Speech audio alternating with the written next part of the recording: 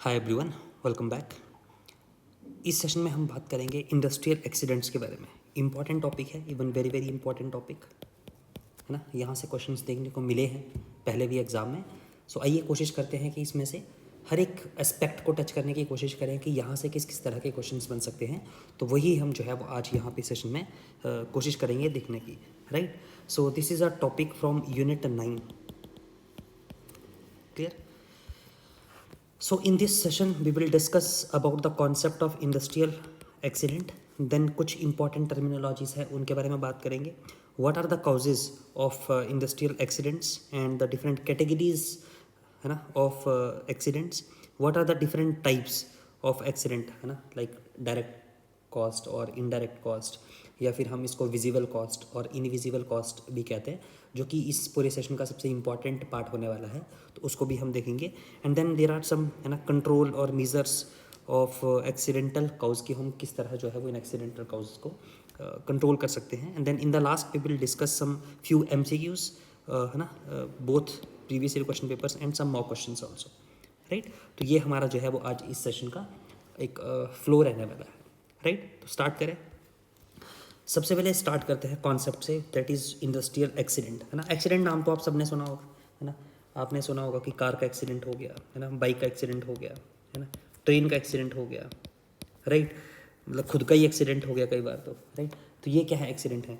जब मैं कहता हूँ इंडस्ट्रियल एक्सीडेंट, तो इंडस्ट्रियल एक्सीडेंट मतलब जो इंडस्ट्रीज़ में होते हैं, सिंपल सी बात है ना। जैसे कि मान लो आग लग गई है ना, या कोई मान लो है ना ब्लास्ट हो गया किसी है ना टैंकर के अंदर ब्लास्ट हो गया, या किसी अंदर है ना पाइप के अंदर ब्लास्ट हो गया, या कुछ भी इस तरह का इंडस्ट्रियल एक्सीडेंट जो है वो, उसको हम ये इंडस्ट्रियल एक्सीडेंट कहेंगे है ना। लेट्स से किसी के ऊपर कुछ चीज़ गिर गई है ना, तो वो भी एक इंडस्ट्रियल एक्सीडेंट है, राइट। तो बहुत सारे टाइप्स के इंडस्ट्रियल एक्सीडेंट्स हो सकते हैं। तो बट है ना, टू है ना एकेडमिक पर्पज से अगर हमें समझना हो कि what is industrial accident, then we will say that it is an unfortunate incident that happens unexpectedly and unintentionally है ना, रिजल्टिंग इन डैमेज और इंजरी। तो ये एक अनएक्सपेक्टेड और अनइंटेंशनल इंसिडेंट होता है ना, विच काउज डैमेज और injury. This is called as a industrial accident. ठीक है जी, क्लियर। तो ये बहुत सिंपल सी डेफिनेशन बट इंपॉर्टेंट है, ये आपको पता होनी चाहिए कि इंडस्ट्रियल एक्सीडेंट जो है वो अनएक्सपेक्टेड होते हैं, अनइंटेंशनल होते हैं। क्लियर जी ना। तो अब क्वेश्चन उठता है कि क्यों है ना, कि इंडस्ट्रियल एक्सीडेंट्स जो ये इतने होते हैं है ना, हमने भी आज तक बहुत फेमस है ना, जैसे कि एक भोपाल गैस ट्रेजेडी इंसिडेंट्स आपने सुना होगा, एक्सीडेंट सुना होगा आपने है ना, बहुत फेमस केस स्टडी भी है इसके ऊपर। तो क्यों होते हैं ये, राइट। तो एक रिपोर्ट है जिसमें कहा गया है कि जो 88% of all work place accident जो होते हैं, these are due to unsafe act और नेग्लिजेंट एटीट्यूड ऑफ वर्कर्स। कि 88% जो एक्सीडेंट्स होते हैं वो वर्कर्स की नेग्लिजेंट बिहेवियर से, नेग्लिजेंट एटीट्यूड से, या उनके अनसेफ एक्शन से होते हैं, अनसेफ एक्ट से होते हैं, राइट। एंड देन रिमेनिंग 10% जो है वो आपके हजार्डियस वर्किंग कंडीशन और अनसेफ वर्किंग कंडीशन से होते हैं। ठीक है। तो 88% किसके थ्रू होते हैं, आपके जो अनसेफ एक्ट हैं, अनसेफ जो बिहेवियर है, अनसेफ एक्शंस जो हैं वो अनसेफ, ये नेग्लिजेंट बिहेवियर है, नेग्लिजेंट एटीट्यूड है वर्कर्स का, उसकी वजह से होते हैं। और जो हमारे 10% हैं वो नेग्लिजेंट, या फिर हम कह सकते हैं कि अनसेफ वर्किंग कंडीशंस की वजह से होते हैं। एंड जो रिमेनिंग 2% है ये हमारे अनकंट्रोलेबल एक्ट्स होते हैं, जो कि हमारे कंट्रोल में नहीं होते हैं। This can be due to natural calamities, right. तो बट फिर भी अगर हम देखें कि 88% which were due to the unsafe actions of workers and 10% which were due to the unsafe working conditions, right? So these total constitute 98%, and ये जो 98% है, these are controllable by the management. That is why it is important to study these industrial accidents। क्यों? Because in most or even 98% of the accidents जो है वो controllable होते हैं by the organizations or management। That is why it is important to study the different causes of industrial accidents and how we can reduce these accidents। Clear. तो exam के लिए अब आपको इस पर्टिकुलर स्लाइड से क्या ध्यान में रखना है, राइट, कि एक तो इसकी डेफिनेशन की इंडस्ट्रियल एक्सीडेंट की डेफिनेशन क्या आती है, एंड सेकंड वन आपको एग्जाम में ध्यान में रखना है कि मान लो आपको एग्जाम में स्टेटमेंट दे देगा है ना, कि फॉर एग्जांपल कि most of the industrial accident are caused due to uncontrollable acts, है ना। तो मान लो ये असर्शन दे दिया, ठीक है, और रीज़न में भी कुछ इस तरह की स्टेटमेंट देगा। बट आप खुद देखो, अभी हमने पढ़ा कि most of the industrial accident क्या अनकंट्रोलेबल हैं? नो। सो दैट मीन्स कि ये जो असर्शन रहेगी ये क्या रहेगी? फॉल्स। अभी हमने पढ़ा कि most of the industrial accident जो होते हैं वो क्या होते हैं? वो कंट्रोलेबल होते हैं। क्यों? क्योंकि 88% जो है वो अनसेफ एक्शन और अनसेफ, है ना, बिहेवियर ऑफ वर्कर से होते हैं, और 10% जो है वो आपके अनसेफ वर्किंग एनवायरनमेंट या कंडीशन से होते हैं, वर्किंग कंडीशन से होते हैं। और ये दोनों मिला के टोटल कितना कॉन्स्टिट्यूट करते हैं? 98%, which are actually controllable by the management और organisation. So this is very very important to you कि most of the industrial accident are caused due to controllable acts, or you can say कि due to unsafe acts and unsafe working conditions। ठीक है जी, clear. तो ये आपको concept industrial accidents के बारे में इतना अभी तक पता होना चाहिए। अब थोड़ा सा इंपॉर्टेंट टर्मिनोलॉजीज, है ना, बहुत कुछ ऐसा बहुत, है ना, अलग सा नहीं है, बट ठीक है, एक दो टर्मिनोलॉजीज जो है वो आपको, ठीक है, फिर भी पता होना चाहिए। जैसे कि अभी हमने इंडस्ट्रियल एक्सीडेंट की बात की, तो हमने अभी कहा कि these are actually unplanned event, और ऊपर से ये है अनएक्सपेक्टेड होते हैं, है ना, और अनइंटेंशनल होते हैं, ठीक है। तो ये हमने एक्सीडेंट के बारे में पढ़ा। बट एक हमने यहाँ पे टर्म पढ़ी और साथ में इंसिडेंट, जैसे अगर आप इसकी डेफिनेशन को देखो तो हमने कहा it is an unfortunate incident, है ना। तो इंसिडेंट क्या होता है? सो इंसिडेंट हो क्या होता है? It is the sequence of events और actions that cause an accident, है ना। जैसे मान लो, है ना, यहाँ पे मान लो असेंबली लाइन है ये कोई, है ना, this is an assembly line, ये असेंबली लाइन है, यहाँ पे वर्कर काम कर रहा है, यहाँ पे दूसरा, यहाँ पे थर्ड, यहाँ पे फोर्थ और यहाँ पे फिफ्थ, राइट। तो मान लो कि, है ना, यहाँ से, है ना, कोई, है ना, मशीन पास ऑन होके आगे आ रही है, ये वर्कर जो है वो टाइमली इस मशीन को कंट्रोल नहीं कर पाया, है ना, नहीं कर पाया। यहाँ वर्कर जो है वो सेफ अपना जो है वो ये मान के चला था कि यहाँ से जो मशीन आएगी वो सेफ आएगी, बट ऑब्वियसली ये वर्कर इसको कंट्रोल नहीं कर पाया, जिस वजह से ये एक इंसिडेंट हुआ कि ये वर्कर इसको नहीं कंट्रोल कर पाया। उस वजह से यहाँ पे जो काम होना था, है ना, तो इस मशीन ने यहाँ आके जो है इस पर्सन को भी क्या किया? इम्पैक्ट किया, है ना। एंड इस पर्सन ने जो उस मशीन के साथ कंट्रोल करना था वो ये भी नहीं कर पाया, उस वजह से जितने भी आगे वर्कर्स थे उन सबको जो है वो ये एक्सीडेंट आगे इन वर्कर्स के लिए के साथ हो गया। सो दैट मीन्स ये जो यहाँ पे इंसिडेंट हुआ, यहाँ पे हुआ, इसकी वजह से आगे ये जो एक्सीडेंट हुआ इसको बोलते हैं incident. That means incident basically is a sequence of events और accident that causes an accident, है ना। जैसे आपने ये भी देखा होगा, मान लो ये कार 1 है ना, ये कार 2 है, यहाँ कार 3 है, ये कार 4 है, कार 5 है। मान लो कार 5 ने इसको हिट किया, इसने इसको हिट किया, इसने इसको हिट किया, इसने इसको हिट किया। अब रीज़न कुछ भी रहा होगा, बट इसने हिट किया, तो आगे जितने भी एक्सीडेंट हुए ये सब इंसिडेंट्स हैं। This is a sequence of incident. इसने इसको हिट किया, इसने आगे इसको हिट किया, इसने आगे इसको हिट किया। So this is a sequence of events और actions that cause an accident, ठीक है। So that is why we call at कि all accidents are subset of incidents, और incident is a superset which also includes dangerous occupations and near misses. अब ये near Mrs क्या होता है? ये हमारा नेक्स्ट टर्मिनोलॉजी है। तो नियर मिस बेसिकली क्या होता है? जैसे आपने कई बार देखा होगा ना, लेट्स से कि आप, है ना, जैसे कि मान लो आप किसी, है ना, बिल्डिंग में, है ना, जहाँ पे मैन्युफैक्चरिंग हो रही है वहाँ पे खड़े हैं, और ये बहुत सारी हैवी मशीन्स यहाँ पे लगी हैं, ठीक है, आप यहाँ पे खड़े हैं। मान लो यहाँ इस मशीन से कुछ एक मशीन का पार्ट ऐसे गिरता है, यहाँ पे ऐसे गिरता है, बिल्कुल आपसे लगता हुआ यहाँ गिरता है। मतलब कि अगर आप 1 इंच भी इस तरफ होते ना तो आप गए थे, है ना, राइट। तो ये क्या हुआ? This is called as a near miss. So near miss basically is an unplanned event that did not result in injury, illness और damage but had the potential to do so. कि इसने आपको injury नहीं की, इसने यहाँ पे कोई एक्सीडेंट नहीं किया, बट इसके अंदर पूरा पोटेंशियल था कि वो एक्सीडेंट कर सकता था। दैट मीन्स कि ये जो नियर मिस होता है इसमें एक्सीडेंट होते होते रह जाता है। It is called as a near miss, right. फिर जैसे आगे आपके पास आता है fatal and non fatal incident या एक्सीडेंट। तो फैटल मतलब जहाँ पे उस किसी वर्कर की डेथ हो जाती है, और नॉन फैटल जहाँ पे किसी की डेथ नहीं होती है। लेट्स से कि उसको कोई डिसेबलमेंट हो गई तो उसको हम बोलते हैं कि it is a non fatal accident, ठीक है जी, क्लियर। तो ये डेफिनेशंस अगर आपको क्लियर हैं तो आराम से जो है वो आप, है ना, मतलब एग्जाम में अगर कुछ जैसे यहाँ से कुछ आएगा तो आप क्लियर कर पाओगे। जैसे लास्ट में अनडिजायर्ड सर्कमस्टांसेस, तो अ सेट ऑफ कंडीशंस और circumstances that have the potential to cause injury और इल हेल्थ, फॉर एग्जांपल है ना untrained nurses handling heavy patients, ठीक है, इसको बोलते हैं undesired circumstances which has the potential to cause accident. तो बेसिकली आपको इस स्लाइड में ध्यान में क्या रखना है, इस स्लाइड में आपको ध्यान में रखना है कि इंसिडेंट क्या होता है। तो इंसिडेंट क्या होते हैं, it is a super set which include dangerous machines, sorry dangerous occurrences, right, clear.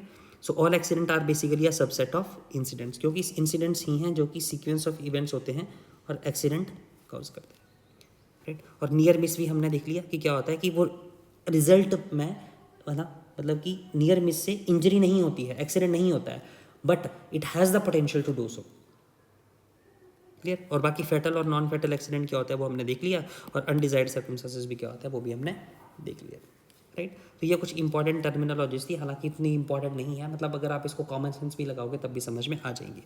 अब हमारे पास जो सबसे इंपॉर्टेंट है ना इस सेशन का पार्ट आता है, one of the important parts of this session, that is causes of accidents. तो बेसिकली हमने इसको 3 मेजर कैटेगरीज में क्लासीफाई किया है। पहला है अनसेफ एक्ट ऑफ पीपल, दूसरा है अनसेफ फिजिकल एंड मैकेनिकल और वर्किंग कंडीशंस, और थर्ड है एक्ट्स ऑफ नेचर। तो जो अभी हमने पढ़ा था ना स्टार्टिंग में, उसकी डेफिनेशन में हमने अभी पढ़ा था कि अनसेफ एक्ट ऑफ पीपल जो है वो 80% ऑफ एक्सीडेंट्स काउज करते हैं। अनसेफ फिजिकल और मैकेनिकल और वर्किंग कंडीशन जो है वो 10% इंडस्ट्रियल एक्सीडेंट्स काउज करती हैं, और जो रिमेनिंग 2% है वो हमारे नेचुरल होते हैं, अनकंट्रोलेबल होते हैं। तो ये जो स्टार्टिंग के 2 हैं, that is unsafe act of people और अनसेफ फिजिकल और वर्किंग कंडीशंस, ये हमारे क्या रहते हैं, ये कंट्रोलेबल रहते हैं,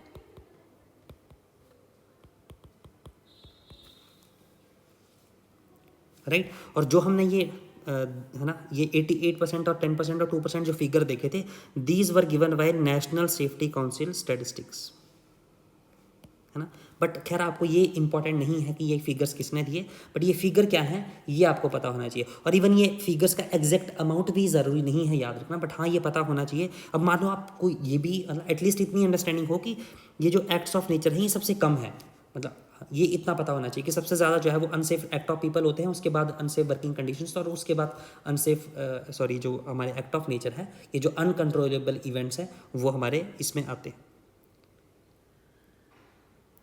clear. So that is why अगर हमारे मैक्सिमम जो है वो अनसेफ एक्ट की वजह से हो रहे हैं, so it is there for important to eliminate these unsafe acts of people, है ना, as and it this will be our main thrust of any effective safety programme. तो हमें यहाँ पे फोकस करना जरूरी है, that is unsafe act of people. Now the next question comes कि ये अनसेफ एक्ट ऑफ पीपल में ऐसे कौन कौन से एक्ट्स हैं जो आते हैं, या फिर अनसेफ वर्किंग कंडीशंस में ऐसी कौन कौन सी कंडीशंस हैं जो आती हैं। तो ये आपको पता होना चाहिए, ये भी एग्जाम के लिए इंपॉर्टेंट है, राइट। तो हमारा नेक्स्ट यही है कि अनसेफ एक्ट्स जो है वो क्या होते हैं, तो यहाँ से आपको ये पता होना चाहिए, है ना। तो अनसेफ एक्ट कौन कौन से होते हैं, जैसे कि अब ये एग्जॉस्टिव लिस्ट है, ये आपको पता होनी चाहिए, दिस यू शुड रिमेंबर, है ना। खैर अब रिमेंबर का बात यह है कि यहाँ इसमें आप कॉमन सेंस लगाओगे, क्या लगाओगे, कॉमन सेंस, है ना। जो भी यहाँ चीज़ें लिखी हैं आपने उसमें बस यही देखना है कि ये वर्कर के एंड से हो रहा है या नहीं, मतलब इसमें रिस्पॉन्सिबल कौन है, वर्कर है या नहीं। अगर तो रिस्पॉन्सिबल वर्कर है देन डेफिनेटली जो है वो ये अनसेफ एक्ट के अंदर आएगा। जैसे कि for example failure to follow a proper job procedure, तो ये ऑब्वियसली वर्कर का फेलियर है ना कि उसने प्रॉपर जॉब प्रोसीजर को फॉलो नहीं किया। Then cleaning and repairing equipment that is moving electrically energised और प्रेशराइज्ड, ये आपने एक मूविंग एक चलते हुए इलेक्ट्रिकली एनचार्ज जो अभी ऑन है स्विच में, उसको आपने क्लीन और रिपेयर करना स्टार्ट कर दिया, आपको करंट लग गया, आपकी मौत हो गई, ये भी किसका फॉल्ट है, ये वर्कर का फॉल्ट है। This is also called as a unsafe act. Then failure to use appropriate PPE gloves goggles, है ना, तो ये सब क्या है, ये भी वर्कर का ही फेलियर है। Failure to bear safe personal attire, ये भी वर्कर का फेलियर है। फेलियर टू सिक्योर और वार्न, कि आपने किसी को वार्न किया था आप नहीं गए, या आपने किसी को वार्न नहीं किया, एज ए सुपरवाइजर आपने किसी को वार्न नहीं किया, अपने वर्कर्स को वार्न नहीं किया, ये भी आपका ही फेलियर है।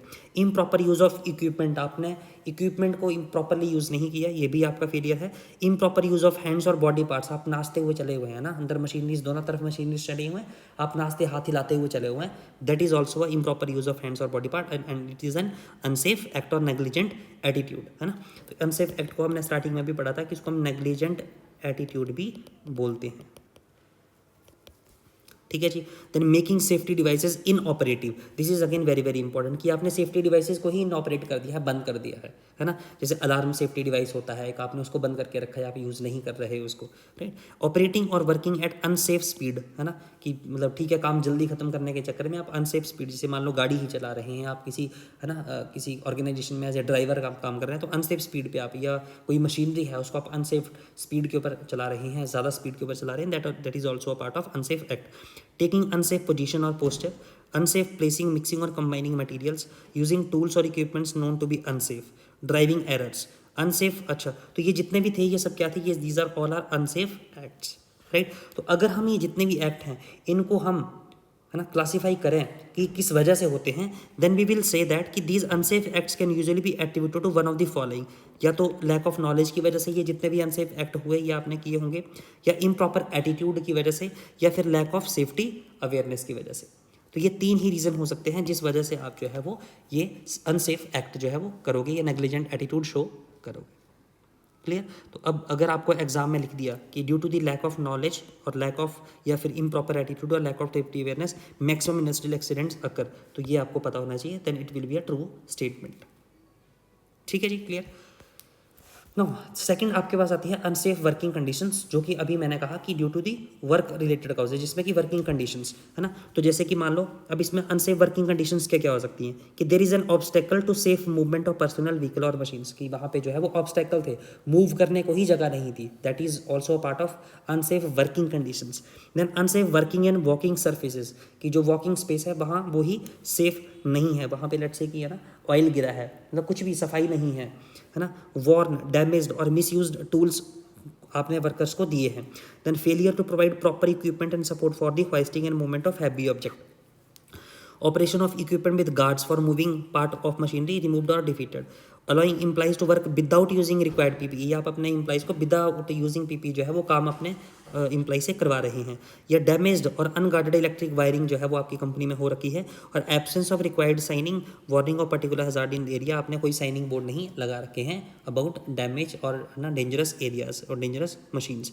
तो ये कुछ चीज़ें हैं। सो ये सब चीज़ें क्या हैं, ये अनसेफ वर्किंग कंडीशंस है। तो अगर आप देखो सिंपल अगर देखोगे भी तो ये सब क्या है, ये वर्किंग कंडीशंस में एरर्स हैं जिस वजह से इंडस्ट्रियल एक्सीडेंट्स होते हैं, राइट। और ये कितना कॉन्स्टिट्यूट करते हैं, दे कॉन्स्टिट्यूट टोटल 10% ऑफ, है ना, इंडस्ट्रियल एक्सीडेंट्स।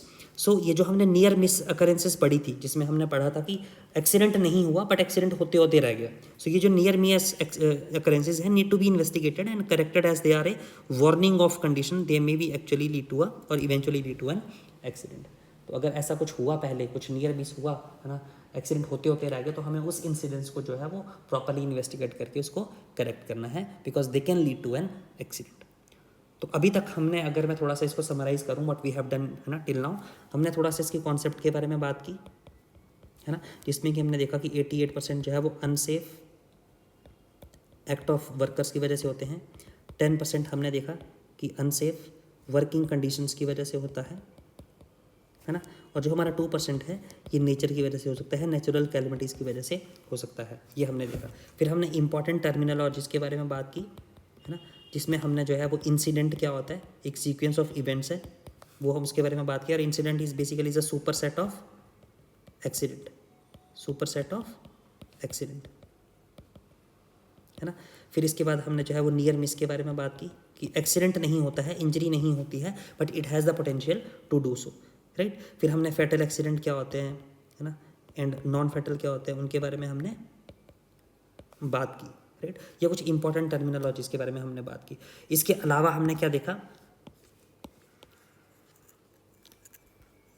इसके अलावा हमने जो है वो यहाँ पे, है ना, उसके काउजेज़ देखे कि what are the causes of industrial accidents. तो हमने 3 ही काउजेज़ देखे जो हमने अभी ऊपर बात की, कि एक तो आपके पास अनसेफ एक्ट हो गया ऑफ वर्कर्स, और दूसरा हमने कहा कि अनसेफ वर्किंग कंडीशंस है ना, और तीसरा हमारे पास नेचर है, ठीक है। तो अभी हमने बात की कि ये जो अनसेफ है ये क्या है, कंट्रोलेबल है, ये क्या है, these are controllable.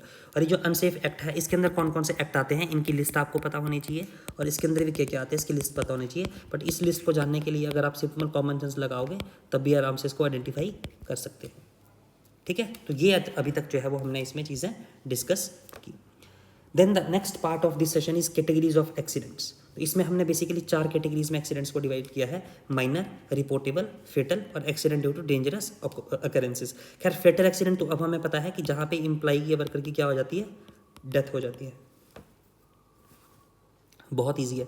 Minor accident क्या होते हैं यहीं पे बता देता हूँ मैं। माइनर एक्सीडेंट वो होते हैं जिसमें कि आपको जो एक्सीडेंट हुआ है ना, एक्सीडेंट तो हुआ है बट माइनर बोलने का मतलब है कि यहाँ पे जो वर्कर है या जिसका एक्सीडेंट हुआ वो लेस देन 48 आवर्स के लिए जो है वो उसकी एम्प्लॉयमेंट अफेक्ट होती है, मतलब आफ्टर 48 आवर्स और विद इन 48 आवर्स जो है वो फिर से काम पे आ जाता है ना। और इसमें there is no need to report, no need to report about accident to higher authority. ठीक है जी। रिपोर्टेबल एक्सीडेंट क्या होते हैं, जब जहाँ पे वर्कर जो है वो 48 आवर्स से ज़्यादा जो है वो लीव पे चला जाता है ना। तो यहाँ पे 48 आवर्स से कम लीव पे गया और फिर काम पे आ गया, then it is called as a minor accident. Reportable accident मतलब 48 आवर्स से ज़्यादा वो लीव पे गया, देन इन दिस केस पहली बात तो इसको हम रिपोर्टेबल एक्सीडेंट बोलेंगे, एंड नाम ही बता रहा है रिपोर्टेबल। तो इसमें जो माइनर था उसमें हमने कहा था कि there is no need to report about accident to higher authority, there is the need, यहाँ पे आपको रिपोर्ट करना पड़ता है ना। और ऑब्वियसली फेटल एक्सीडेंट में तो डेथ ही हो गई है तो इसमें भी रिपोर्ट तो करना ही पड़ेगा।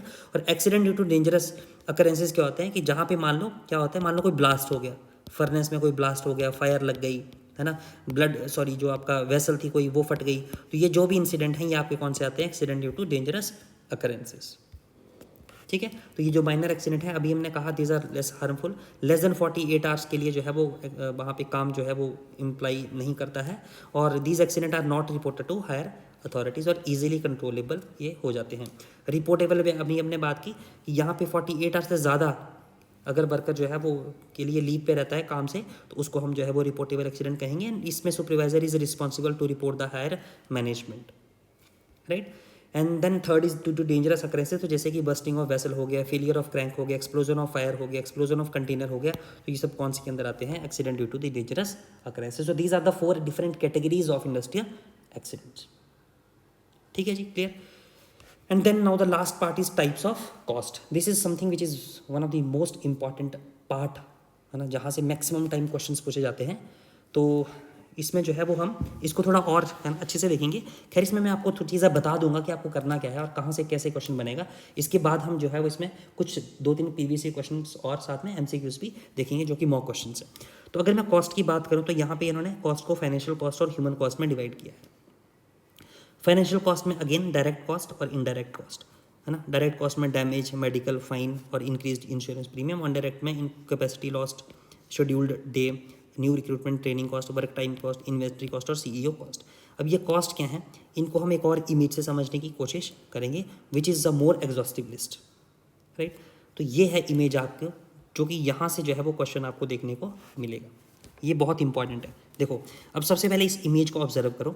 यहाँ पे अभी हमने डायरेक्ट और इनडायरेक्ट कॉस्ट पढ़ी थी, तो ये जो विजिबल कॉस्ट है you can call it as a direct cost, और ये जो आपकी इनविजिबल है you can call it as a indirect cost. ठीक है, पहला क्वेश्चन तो आपको ये याद रखना है। ठीक है जी। दूसरी चीज़, अगर आप इसको देखोगे तो ये जो डायरेक्ट कॉस्ट है this is a tip in the iceberg, है ना। यहाँ पे देखोगे this is a tip in the iceberg, यहाँ इतना ही है, ये है अपना सी है ये, है ना। और सी के ऊपर ये टिप ऑफ द आइसबर्ग को हम कह रहे हैं विजिबल कॉस्ट, जो कि है ना सी के ऊपर जो हमें आइस दिख रही है this is basically tip of iceberg. तो ये बहुत कम है, this is small, this is in small proportion as compared to invisible cost which is in large proportion, right, clear. तो दूसरा क्वेश्चन आपके पास ये हो गया।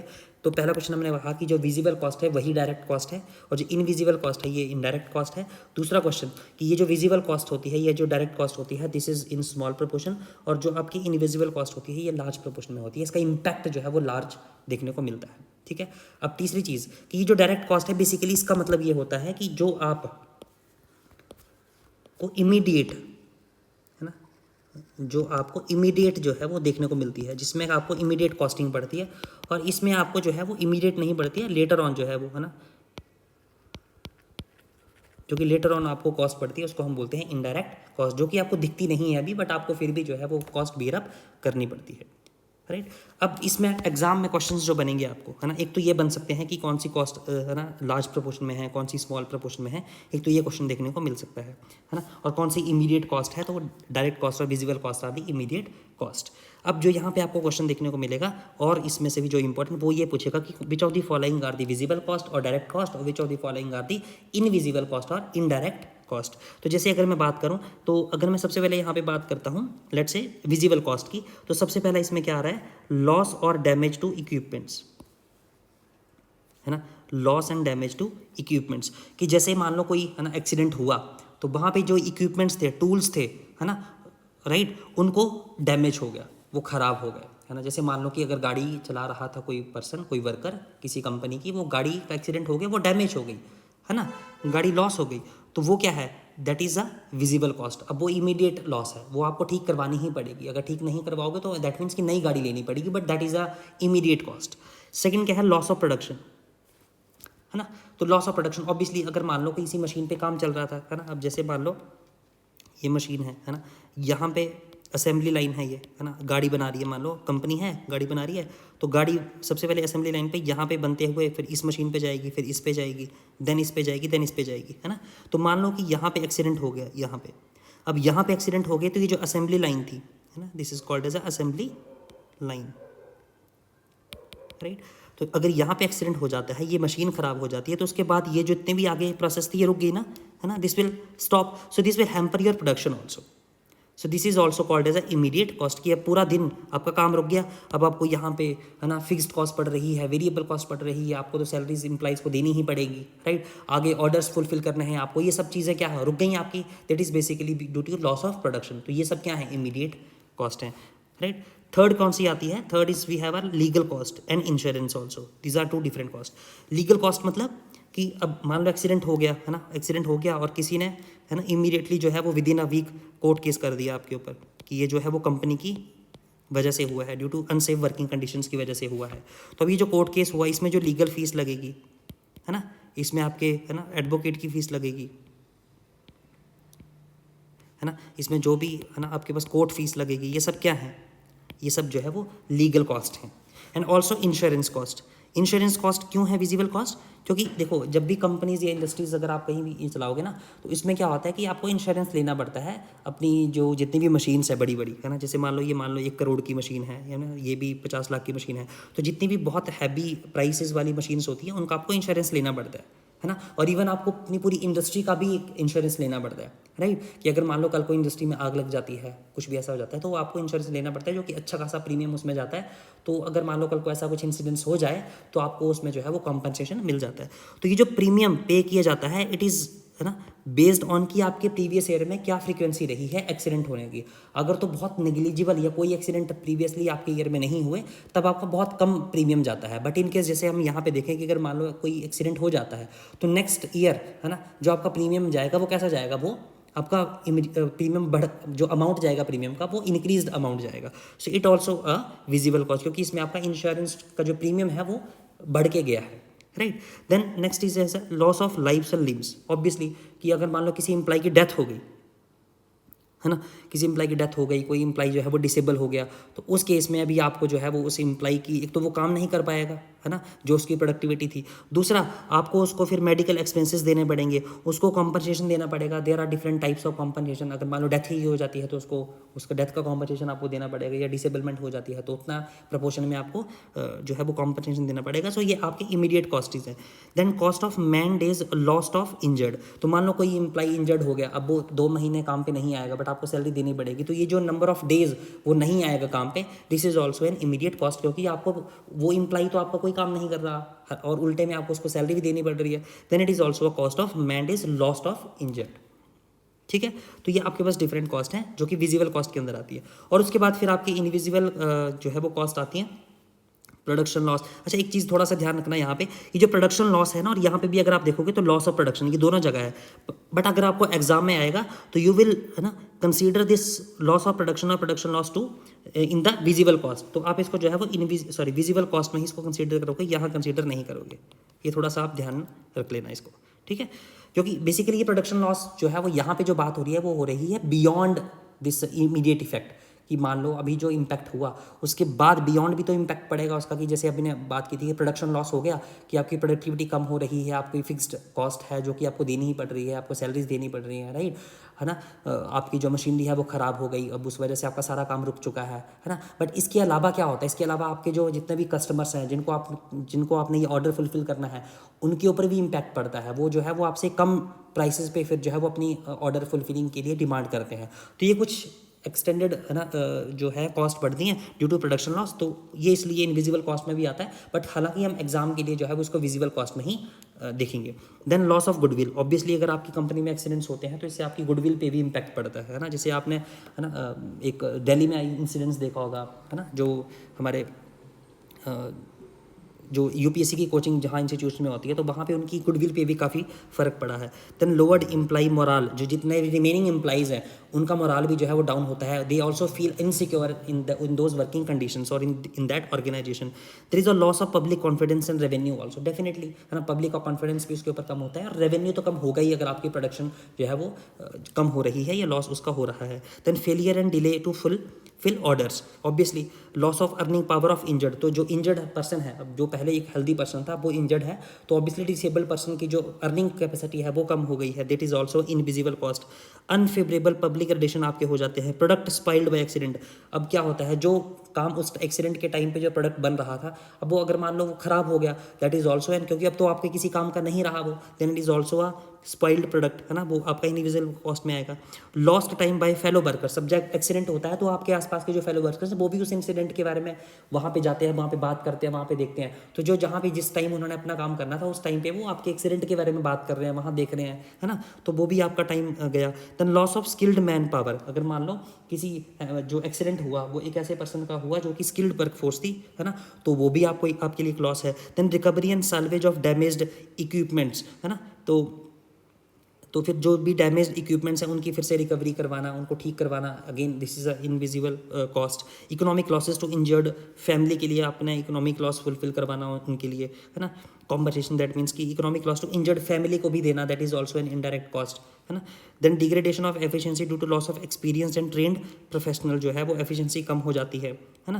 Then cost of employer for continuing full wages to injured employee even in case of his service is not worth, अब आपको जो है वो अपने, जैसे मान लो अभी कोई पर्सन था वो हेल्दी था, है ना, वो अच्छा प्रॉपर्ली काम कर रहा था, अब उसकी प्रोडक्टिविटी कम हो गई बट आपको सैलरी उतनी देनी पड़ रही है उसकी, so there is a loss of efficiency also. Then cost of training to new employee, अब आपने मान लो नया एम्प्लॉई उसकी जगह हायर किया, अब उस नए एम्प्लॉई की ट्रेनिंग होगी, वो भी आपके लिए एक इनडायरेक्ट कॉस्ट है। And then finally is the rehabilitation of injured employee, की मान लो आप किसी जो आपका इंश्योर्ड एम्प्लॉई है, इंजर्ड एम्प्लॉई है, आप उसको किसी और वर्क के लिए, वर्क टाइप के लिए भेजना चाहते हैं, कहीं और देना चाहते हैं, तो उसके लिए जो भी रिहेबिलिटेशन का खर्चा आएगा वो भी सब कैसा होगा, इनडायरेक्ट कॉस्ट और इनविजिबल कॉस्ट के अंदर आएगा। So these are the different types of two cost, किस कॉस्ट के अंदर कौन कौन सी टर्म्स आएंगी, कौन कौन सी कॉस्ट आएंगी, ये आपको पता होना चाहिए, यहाँ से आपको क्वेश्चंस देखने को मिलेंगे, राइट। तो ये आपका है ना, यहाँ पे हर एक की जो है वो मैंने एक्सप्लेनेशन लिखी है, मतलब कंप्लीट नहीं है but this is a brief explanation of few of the cost, तो वो आपको यहाँ से आप पढ़ सकते हैं। बाकी जो मैंने आपको कहा वही आप थोड़ा सा आराम से बैठ के इसको समझेंगे तो आराम से इसको आइडेंटिफाई करके आप बता सकते हैं कि it is a visible cost और इनविजिबल कॉस्ट।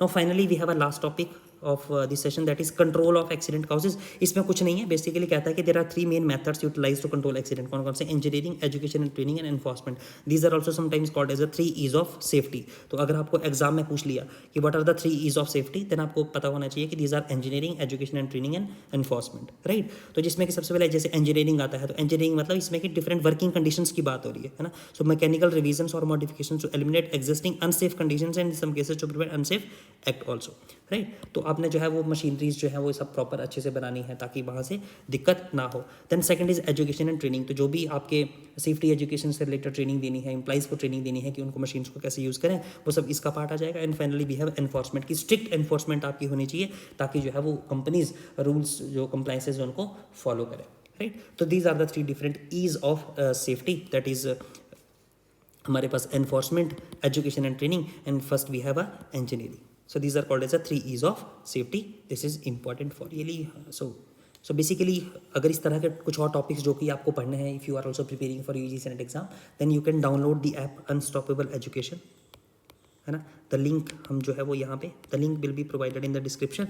सो आप अकॉर्डिंगली जो है वो वहाँ से ऐप डाउनलोड करके आप इसमें now there are 4 multiple validity options, तो आप उनमें से किसी भी अकॉर्डिंगली अगर आपको जहाँ भी जिस लेवल पे भी आगे प्रेपरेशन है वहाँ उस तरीके से आप इसमें एनरोल करके यहाँ पे इस तरीके के अदर टॉपिक्स को स्टडी कर सकते हैं। So this is I think sufficient for so these are few more questions to you. तो आप ये I want you to attempt these questions and if you find any, है ना, difficulty then you can ask me, है ना। So there are I think 6 different MCQs. So thank you so much. This is all from this session. Thank you all.